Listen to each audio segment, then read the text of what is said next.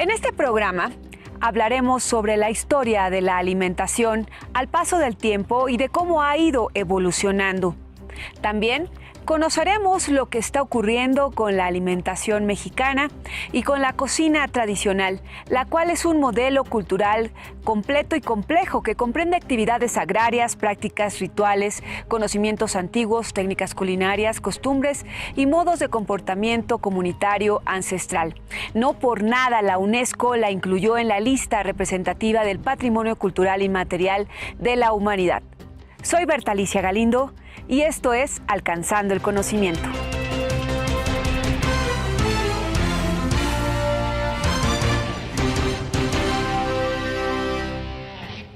La historia de la alimentación es la historia de la propia vida, es la historia de la humanidad. La agricultura y la domesticación de especies animales son procesos milenarios que dieron forma a las sociedades de cada país y de cada región. Y como lo han demostrado diversas investigaciones científicas, lo que hemos comido a lo largo de los siglos nos ha definido como raza humana. Es decir, somos lo que comemos. La alimentación es un proceso biológico, cultural y social complejo que se manifiesta en una evolución fisiológica y orgánica y en un conjunto de comportamientos particulares que estructuran la alimentación cotidiana. Es por esto que cada cultura tiene su propia definición de lo que es comestible y lo que no se consume. Por ejemplo, mientras que en algunas culturas como la China se considera comida cualquier cosa que no sea un veneno, en Occidente no. En China la población puede comer lo mismo que algas, perros, tortugas, ranas, insectos, serpientes o legumbres de cualquier dimensión, ingredientes que desde la cultura occidental nos causan extrañeza. A través de la comida se han creado vínculos entre el ser humano y el medio ambiente por los recursos alimenticios que éste nos proporciona. Y es que lo que sucedió con la globalización es que de pronto la gente en todos los supermercados del mundo comenzó a comer lo mismo, todo homogeneizado, ya sea productos procesados o si se trata de productos naturales con agrotóxicos y muchos pesticidas. De pronto la humanidad está volteando los ojos a los productos orgánicos o por lo menos con las dosis correctas de agroquímicos. Este es un plantío de jitomate tipo saladet, en donde lo que se cuida es que haya buenas prácticas agroecológicas. Quizá es más costoso, pero a largo plazo para la salud es un gran beneficio. Yo creo que es un modelo del capitalismo, finalmente. El capitalismo entendió muy bien que nos podía controlar a través de la alimentación. Hay una frase muy famosa del ministro de Guerra de Nixon que dijo, no necesitamos armas, controlemos la alimentación. Y si la gente ha tenido oportunidad de viajar por algunos lugares del mundo, encontrará los mismos alimentos en todos los supermercados del mundo. O sea, es una globalización de la alimentación, una colonialización de nuestro paladar. Entonces, la gente come lo mismo en todo el mundo y esto ha sido una apuesta del capitalismo, finalmente. Para entender nuestra relación con la comida debemos hacer un largo viaje en el tiempo. Hace unos 4.500 millones de años aparecieron los primeros homínidos bípedos, los Australopithecus. Esta especie de primates que ya se mantenían en posición erguida se alimentaban de frutos, semillas, raíces y cortezas. Luego de varios siglos de evolución, apareció en las tierras africanas el Homo habilis, que ya tenía en sus extremidades la capacidad de agarre para realizar las manipulaciones necesarias en la fabricación de utensilios de piedra y también sobre su alimentación. Los vestigios encontrados hacen ver que este ancestro era carnívoro oportunista, es decir, comía carroña. Al Homo habilis le siguió el Homo erectus, que se calcula vivió hace 1.9 millones y 70.000 años. Esta especie ya fue capaz de cazar animales relativamente pequeños como las gacelas. También se han encontrado vestigios de que consumían los cerebros de antílopes y ñus, que los grandes felinos no se comían y que posiblemente formaron parte de la alimentación del Homo habilis.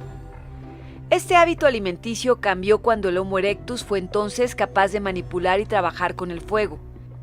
Las noches frías y el largo invierno ya no sería tan crudo. La comida podría comerse a otra temperatura. El fuego vino a cambiar el curso de la historia. La convivencia alrededor de la hoguera incrementó la cohesión social y se conformaron los primeros grupos. Así, cientos de años. Hasta que hace apenas 40.000 años apareció el Homo sapiens, el primer hombre moderno. Con el Homo sapiens aumentó la caza de animales, mismos que existían en abundancia. Se comenzaron a utilizar nuevas técnicas para atraparlos. Se estima que en estas épocas la carne probablemente proveía cerca del 50% de la dieta diaria, siendo la proteína animal un gran componente en la alimentación. Sin embargo, como resultado de la sobreexplotación de los recursos naturales, de cambios climáticos y del crecimiento de la población humana, algunas de las poblaciones antiguas tuvieron que cambiar su dieta. Otras poblaciones cercanas a las costas agregaron peces y algunos mariscos. La alimentación se fue transformando, pero la proteína animal siguió siendo el eje. Durante cerca de 10.000 años, la alimentación permaneció sin cambios. Los habitantes prehistóricos se organizaron en grupos nómadas que siguieron un patrón llamado de cazadores-recolectores y se alimentaron de carne, pescado, frutas, vegetales, frutos secos y semillas. Todos estos alimentos se podían obtener de la caza y la recolección. Este régimen alimenticio se le conoce hoy en día como dieta paleolítica y se calcula que contenía un 37% de energía derivada de proteínas, 41% de carbohidratos y 22% de grasas con un bajo nivel de colesterol. Cuando apareció la agricultura, entre 5.000 y 6.000 años antes de Cristo, la dieta cambió drásticamente. La producción de cereales marcó nuevos estilos en la alimentación. Fue entonces que el hombre de aquellas épocas se concretó en entender, observar, conocer la naturaleza para dominar la agricultura y la domesticación de las especies, lo que dio paso a la civilización, creándose los primeros pueblos. Fue la revolución del Neolítico. Para la mitología romana, Ceres era la diosa de la agricultura, las cosechas y la fecundidad. De ahí el nombre de los cereales. Los cereales fueron los primeros cultivos, se volvieron parte de la dieta de la humanidad hace unos 10.000 años. Los principales cereales utilizados en la alimentación humana son el trigo, el arroz, el maíz, el centeno y la avena. Existen otros cultivos de leguminosas como el frijol, la alubia, el garbanzo, las habas y la soya, que también son fuente de proteína de una gran parte de la población mundial. La importancia alimenticia de los cereales originales cientos de años antes de la Revolución Verde y sin ningún tamiz industrial se debe a que son ricos en almidón y proveen al organismo de hidratos de carbono, proteínas, lípidos y sales minerales. Los cereales también contienen fibras y vitaminas, la vitamina B1, B2 y B12 junto con el ácido fólico. La distribución del cultivo de los cereales en el mundo está determinada por factores geográficos, tales como el tipo de clima y el suelo, la densidad de población, mismos que determinan sus principales cultivos en todo el planeta. Pero, ¿cuáles fueron sus orígenes? El trigo tiene sus orígenes en la antigua Mesopotamia. Las primeras evidencias arqueológicas del cultivo del trigo se han encontrado en Siria, Jordania, Turquía e Irak y datan de hace unos 8.000 años. La palabra trigo proviene del vocablo latino triticum, que significa quebrado, triturado o trillado, que hace referencia a la actividad que se debe realizar para separar el grano del trigo de la cascarilla que lo recubre. Esta cascarilla es el salvado. El grano del trigo es utilizado para hacer harina, harina integral, sémola. Estas formas de procesar el trigo se utilizan en la elaboración de una gran variedad de productos alimenticios. La domesticación del trigo silvestre provocó un cambio en los rasgos de este cultivo. Las espigas del trigo silvestre se rompen al madurar, mientras que las espigas del trigo domesticado permanecen intactas, lo que facilita su cosecha. Con la domesticación del trigo en lo que se llamó Revolución del Neolítico, también surgió la escritura cuneiforme creada por los sumerios, lo que puso fin a la prehistoria. Sobre el origen del arroz existen varias versiones, pero hay evidencias de que su cultivo inició en Asia, en las zonas ubicadas entre la India y China, hace unos 7.000 años. Se calcula que hace unos 5.000 años pasó a Tailandia y más tarde se expandió a Vietnam, Camboya, Japón y Corea. El arroz oriza silvestre apareció en la región de los valles de Belán y del Ganges, al norte de la India, Entre los años 4540 y 5440 a.C., evidencias arqueológicas muestran que el arroz fue introducido en Japón y la península de Corea entre los años 3500 y 1200 a.C. Pero ¿cómo llegó el arroz a Europa? En sus conquistas, Alejandro Magno llevó el arroz a Europa.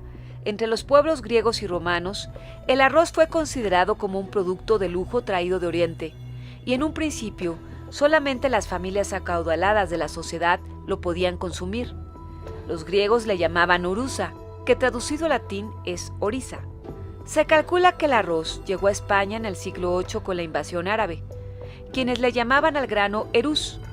Al paso del tiempo, la palabra se transformó en arroz. Los datos históricos indican que el arroz llegó a América gracias a Cristóbal Colón en 1493. En el segundo viaje que realizó desde España, aunque por las condiciones climáticas, este cultivo en esos años no prosperó. Fue hasta 1512 cuando dieron fruto los intentos de los españoles para conseguir la aclimatación del arroz, expandiéndose los cultivos desde lo que hoy es República Dominicana y Haití a todas las islas del Caribe y de ahí a todo el continente americano. El arroz constituye un alimento básico para casi la mitad de la población en el mundo. Es rico en carbohidratos compuestos que hace que se asimile lentamente y produzca sensación de saciedad. Además, suministra glucosa a la sangre, lo que ayuda a que se equilibren los niveles de azúcar en la sangre. La soya fue descubierta por el emperador Shennong en el siglo XVIII a.C. Los monjes budistas la introdujeron en el Japón en el siglo VII después de Cristo, donde muy pronto se convirtió en un cultivo popular. El comercio de ultramar la popularizó en Oriente ya en el siglo XVII después de Cristo, y fueron los misioneros los que introdujeron las primeras vainas de soya para su cultivo en Europa. A principios del siglo XIX se empezó a cultivar en Estados Unidos. La primera cosecha comercial se plantó en 1929 para producir la conocida salsa de soya. La semilla de soya se recolecta cuando la vaina toma un color amarillo y cada vaina puede contener entre 1 y 4 habas de pequeño tamaño. Existe soya de diferentes colores según las variedades, amarillas, marrones, verdes, negras o moteadas. La más frecuente es la amarilla y también la más apreciada, ya que es la que normalmente se utiliza para obtener aceite rico en omega 3 y omega 6 y conservar sus propiedades aún cuando es sometida a altas temperaturas. La soya es fuente de proteína y tiene una gran cantidad de usos para el consumo humano, para preparar harinas sin gluten, tofu, salsa de soya o leche de soya. También se utiliza para aumentar ganado y en algunos países el aceite es la base para producir biodiesel. En la actualidad, Estados Unidos produce la mitad de toda la producción mundial de esta leguminosa, pero a pesar de ello, el consumo de soya es todavía muy bajo en los países de Occidente.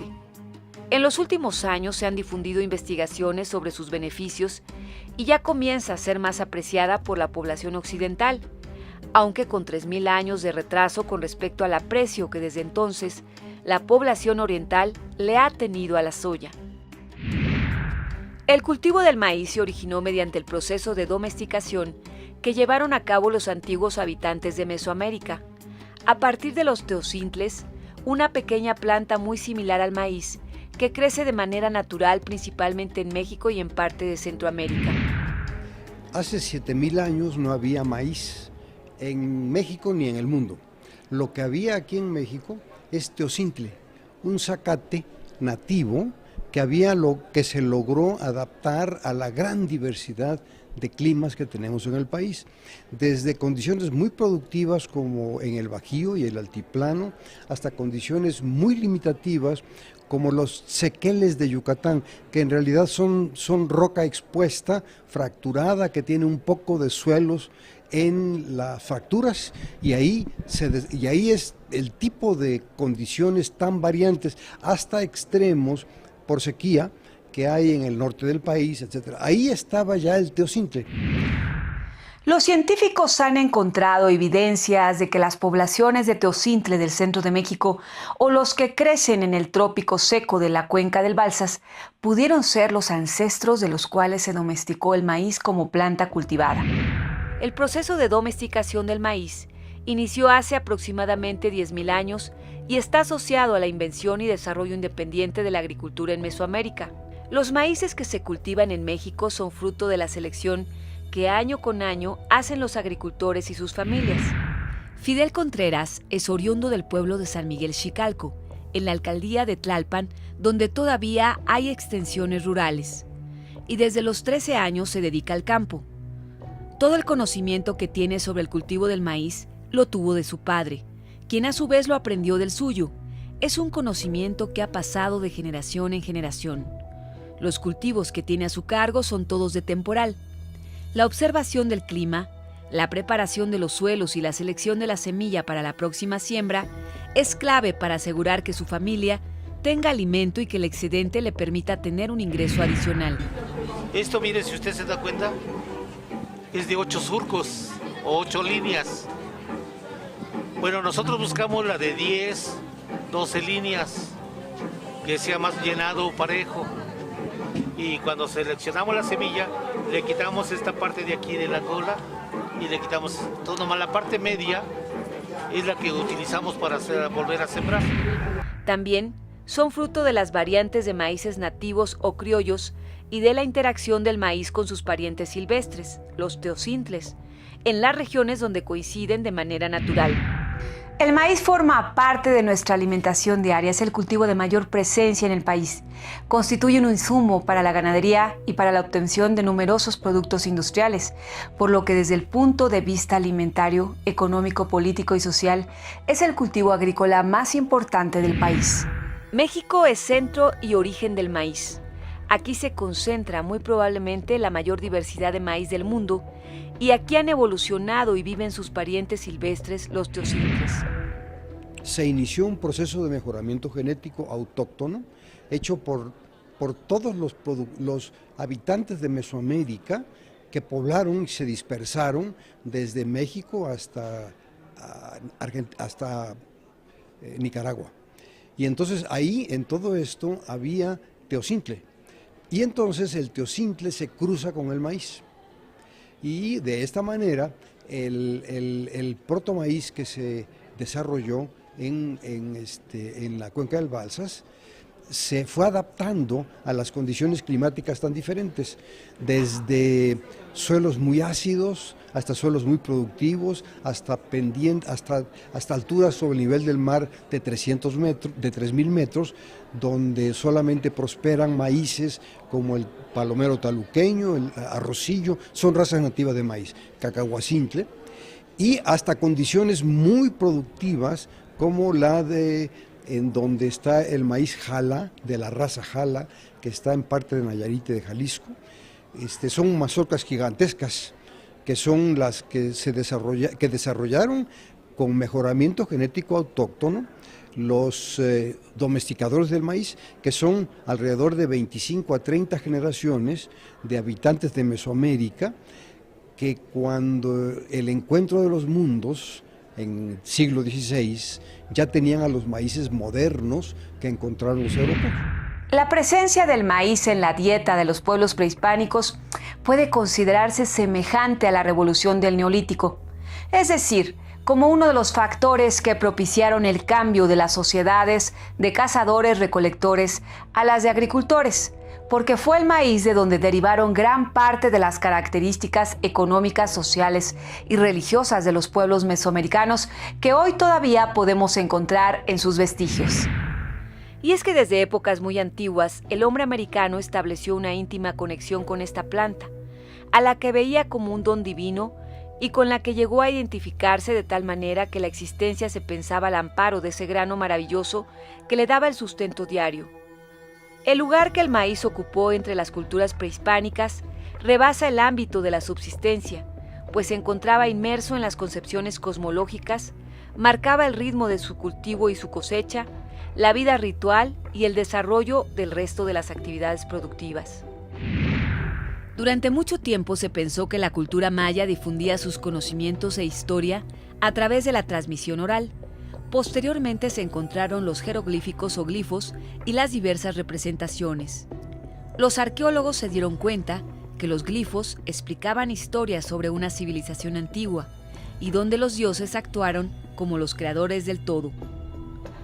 El Popol Vuh de los mayas descubre temáticas variadas como la creación de la tierra, los cielos, de los animales y los humanos, de los linajes de razas y especies. Uno de estos capítulos es el que corresponde a los primeros habitantes del mundo. El Popol Vuh narra que los primeros seres humanos fueron hechos de tierra y de barro, pero se empaparon en agua y se disolvieron porque un gran diluvio de agua enviado por los dioses los destruyó. Los segundos seres humanos fueron creados a partir de la madera, pero no tenían ni alma ni mentes, por lo que perdieron el favor de los dioses, que decidieron enviarles un diluvio de resina espesa. En el tercer intento, los dioses celebraron un consejo y hallaron la materia que generaría la capacidad consciente en los seres humanos: el maíz. No se sabe a ciencia cierta cuántas variedades de maíz había antes de la llegada de los europeos a este continente, pero las razas que aún se cultivan son una manifestación cultural de los pueblos originarios, tanto en México como en otros países latinoamericanos. A diferencia de estos cereales, el maíz se puede consumir en diferentes estados de su maduración, ya sea como un elote tierno o como un grano maduro. La gastronomía es un término que, según su etimología, proviene del griego gastros, que significa estómago, vientre, y nomos, que significa ley. La gastronomía es el estudio del vínculo que existe entre los individuos, la comida y el medio ambiente. Es por eso que la gastronomía no implica solamente un cúmulo de técnicas para cocinar los alimentos, sino que estudia la relación que las personas sostienen con el medio que los rodea, del cual reciben sus recursos alimenticios, la forma en que los utilizan y todos aquellos aspectos culturales y sociales que guardan relación con el consumo de las preparaciones culinarias. Yuri de Gortari es un cocinero mexicano especialista en gastronomía mexicana que se ha preocupado fundamentalmente por la difusión, no solo de la práctica de la cocina, sino de su contexto cultural por medio de la historia, las artes y la antropología. Yo como cocinero y como maestro, porque tengo una escuela donde enseñamos cocina mexicana, donde nuestros alumnos empiezan por aprender el valor de la unión de utensilio e ingrediente, es decir, hacen nixtamal y lo muelen en el metate.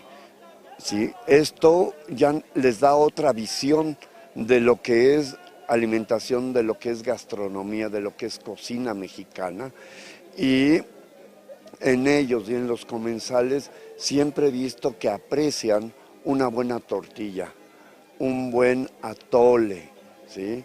Un buen tlacoyo, una buena gordita, un buen mole amarillito que está espesado con masa de maíz. Si nos detenemos a pensar de cuántas maneras comemos maíz los mexicanos y en todas nuestras cocinas regionales. Con el paso del tiempo, la humanidad ha sido testigo de que somos lo que comemos.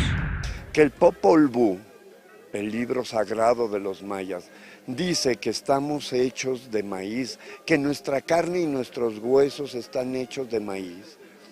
Qué sabiduría, que hace cuántos siglos se adelantan a ese iluminado o ese que se sintió iluminado, que dijo somos lo que comemos.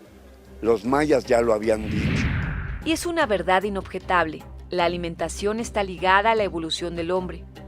El momento en que los primeros hombres dejaron de ser cazadores, fueron nómadas, descubrieron la rueda y se convirtieron en sedentarios, fue un salto a la supervivencia humana determinante. Y en todo este tiempo, la alimentación fue un eje sustancial. No, seguimos teniendo la misma genética del Neandertal.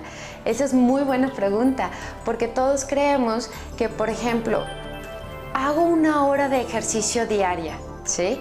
Es que corro mucho, ok, sí, pero antes nuestros antepasados se transportaban caminando, entonces todo el día se movían, entonces quemaban calorías todo el día. Nosotros creemos que es un lujo hacer 1 hora de ejercicio y después nos subimos al coche, nos transportamos, etcétera, y estamos sentados todo el tiempo. Ya no quemamos tantas calorías como antes.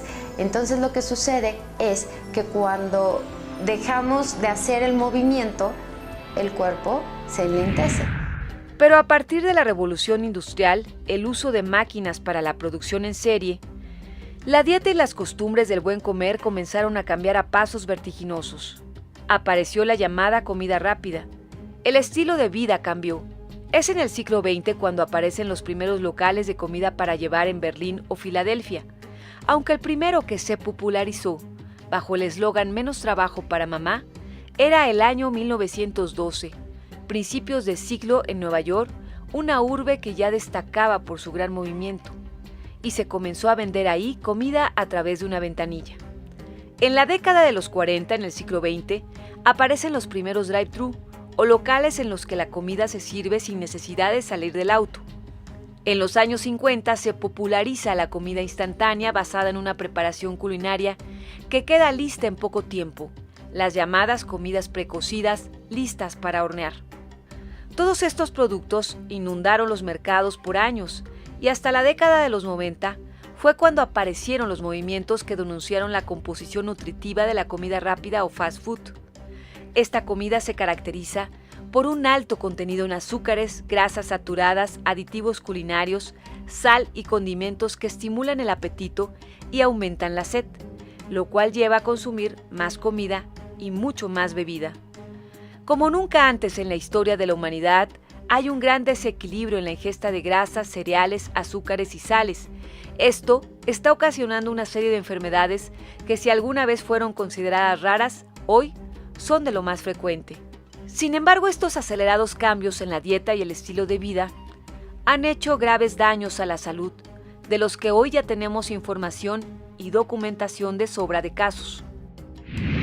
Hemos copiado modelos o nos han impuesto, sobre todo las grandes empresas transnacionales, modelos de consumo de alimentos que son francamente nocivos para la salud, que no son nutrimentos, que de hecho son alimentos chatarra, como se les ha llamado, y que hoy día están incidiendo en la mala salud de los mexicanos. Allí tenemos los primeros lugares en obesidad, tenemos incrementos fuertes de enfermedades relacionadas con hipertensión, cardiopatías, etcétera, que tienen mucho que ver con la mala alimentación que tenemos los mexicanos. Hemos abandonado mucho lo que son nuestros alimentos originarios, ¿no? Por supuesto que a veces creemos estarlos consumiendo con frituras, pero esas ya están industrializadas, tienen elementos nocivos, son mucho más caros y van en detrimento de nuestra buena salud. Porque la industria de la alimentación y el ritmo de vida no tomó en cuenta la estructura original del hombre. Su estructura genética sigue siendo muy parecida a la de los primeros hombres modernos. Este fenómeno es conocido como discordancia evolutiva. Desafortunadamente hemos adquirido hábitos de otros lugares y entonces estamos friendo los alimentos y estamos comiendo grandes volúmenes de alimentos y nos movemos menos. Y es que luego de tanto tiempo, nuestro ADN se ha adaptado a lo largo de millones de años para proporcionar las características metabólicas necesarias para sobrevivir a las dificultades del mundo. La industrialización de los alimentos trajo cambios acelerados en la forma en la que nos alimentamos, sin que haya pasado el tiempo necesario para una adaptación como la tuvieron nuestros ancestros. A las técnicas más antiguas de conservación, a la salazón de las carnes y los pescados y al secado, se sumaron la conservación, la congelación y la pasteurización de los alimentos. Poco después, las compañías procesadoras de alimentos pusieron al alcance de los consumidores una infinidad de productos en leche de polvo, café soluble, galletas, postres, todo con el fin de ahorrar tiempo en la preparación de los alimentos. Al mismo tiempo que ha cambiado la alimentación, la población mundial ha aumentado y también se ha transformado la forma en que vivimos en las grandes ciudades, en donde ya no existe la convivencia en comunidad y se ha perdido el sentido de la socialización que trajo la comida a las primeras civilizaciones. Nos han querido decir que no hay tiempo para sentarnos a comer, y yo creo que con eso nos están quitando salud, nos están quitando convivencia, ese espacio tan importante que es sentarse y convivir en la mesa, que es preparar los alimentos, que es incluso irlos a comprar, compartir con los niños de dónde vienen los alimentos, compartir con el que lo vende, de dónde vino, que si es la temporada, sino todo ese acto, pues es muy importante cocinar con la familia. Hoy, los cereales industrializados y sus derivados tienen un papel preponderante en la nutrición humana. Además, estos cereales se utilizan para crear productos refinados con poca fibra, por lo que pierden cualquier valor nutricional, aunque sí aportan una gran cantidad de energía. Esto sin olvidar la enorme y consolidada oferta de alimentos industriales procesados, adicionados con una gran cantidad de sustancias químicas, que no hace muchas décadas no se consumían. Luego de que el hombre moderno dejó de cazar y alimentarse con animales salvajes para dedicarse a criarlos, la naturaleza de la carne se modificó, porque nunca fue lo mismo un animal que era libre de moverse y buscaba su alimento en la naturaleza, a animales en cautiverio, alimentándose de alimento procesado con una gran cantidad de hormonas y toxinas. Este es un filete, no de los de estilo argentino, son mucho más grandes, son simplemente 350 gramos, es bastante modesto. Para producir un filete de 350 gramos se requieren casi 5 kilos de granos de maíz. ¿Por qué? Porque el ganado está alimentado con granos de maíz, no con pasto. Si la mayor parte de la ganadería se alimenta con granos o de maíz o de algún otro tipo, pero es fundamentalmente maíz. Uno perfectamente va y se sienta a un restaurante y pide un filete de estos, ¿no? Bife o lo que sea, se lo dan 350 gramos. Pero ¿quién llega a pedir 4,5 kilos de maíz para comer? Nadie. El consumo de alimentos ha sufrido grandes cambios a lo largo del siglo XX debido a la transformación de los hábitos alimenticios y los cambios experimentados por la sociedad occidental en su modo de vida. La combinación de grasa, sal y azúcar provoca una respuesta sensorial alta, es decir, que al consumir cierto tipo de comida se produce placer, pero al mismo tiempo provoca una mayor dificultad para controlar la sensación de saciedad.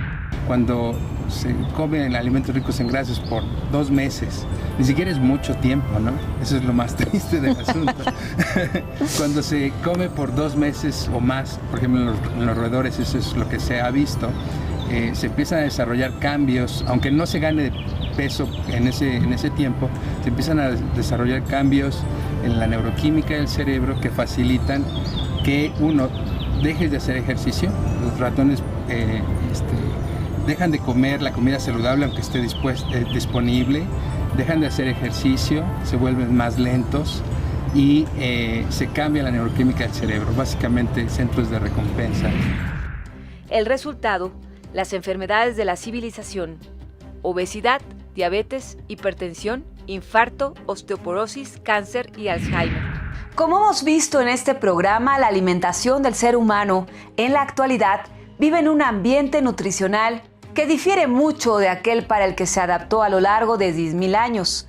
El tiempo en el cual han surgido los alimentos procesados no ha provocado cambios adaptativos a esta nueva alimentación. La disponibilidad de los alimentos, el tamaño de la población mundial y su crecimiento acelerado es el mayor problema y la más grave amenaza para la humanidad. La relación del número de personas con la cantidad de alimento disponible tiene un impacto en la nutrición. Pues esto ha sido todo. Gracias por su atención. Y a nombre de todo el equipo que hace posible esta emisión, le damos las gracias. Soy Berta Alicia Galindo y los invito a que nos siga, como siempre, en todos nuestros contenidos en www.alcanzandoelconocimiento.com. Hasta la próxima.